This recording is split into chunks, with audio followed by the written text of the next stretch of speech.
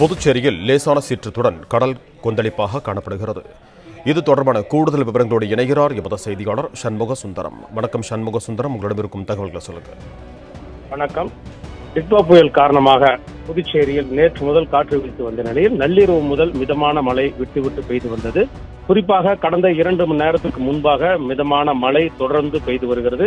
புதுச்சேரியினுடைய கடற்கரை பகுதிகளில் சுற்றுலா பயணிகள் அதிகம் வரக்கூடிய பகுதிகளில் அங்கே கடற்கரையில் இறங்கக்கூடாது என பல்வேறு எச்சரிக்கைகளும் மற்றும் காவல்துறையிலும் பாதுகாப்பு ஏற்பாடுகளை செய்து வருகின்றன. தற்போது நாம் அந்த புதுச்சேரியினுடைய கடற்கரையை சுற்றி உள்ள மேகக்கூட்டங்களின் கழுகு பார்வைகளை நாம் பார்த்து வருகிறோம். தற்போது அந்த பகுதி முழுவதும் கடல் லேசான சீற்றத்துடனும் மற்றும் மேகமூட்டத்துடன் காணப்படுகிறது. இந்த காட்சிகள் தற்போது நம்மளுக்கு கிடைக்கப்பட்டுள்ளது. இதனை நம்ம பார்த்து வருகிறோம். டிட்வா புயல் காரணமாக பல்வேறு நடவடிக்கைகளை மாவட்ட நிர்வாகம் மேற்கொண்டு வந்த நிலையில் கடற்கரை மற்றும் மீனவ கிராமங்களில் பாதுகாப்பாக இருக்க பல்வேறு நடவடிக்கைகள் எடுக்கப்பட்டு வருகிறது. மேலும் பல்வேறு முகாம்களும் அமைக்கப்பட்டுள்ளது. மாவட்ட நிர்வாகம் பல்வேறு இடங்களில் பாதுகாப்பு ஏற்பாடுகளை தீவிரமாக செய்து வருகின்றன.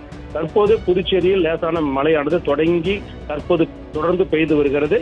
ஆனால் கடற்கரை பகுதி முழுவதும் சுற்றுலா பயணிகள் வரக்கூடாது என தடுத்து வருகின்றனர். மேலும் கடல் பகுதியிலும் அவர்கள் இறங்குவதற்கு அனுமதி தடை செய்யப்பட்டு மேலே அவர் வருகளை திருப்பி அளிக்கப்பட்டு வருகின்றன. கடற்கரை பகுதி மட்டுமல்லாமல் நகர பகுதிகளிலும் மற்றும் பல்வேறு இடங்களில் பொதுமக்கள் கூட இடங்களிலும் கூடாமல் பொதுமக்கள் அங்கிருந்து பாதுகாப்பாக செல்ல அறிவுறுத்தப்பட்டு வருகிறது. மழை காலங்களில் பொதுமக்கள் தங்களை பாதுகாப்பாக இருக்க வேண்டும் எனவும் மாவட்ட நிர்வாகத்தின் சார்பில் தெரிவிக்கப்பட்டுள்ளது.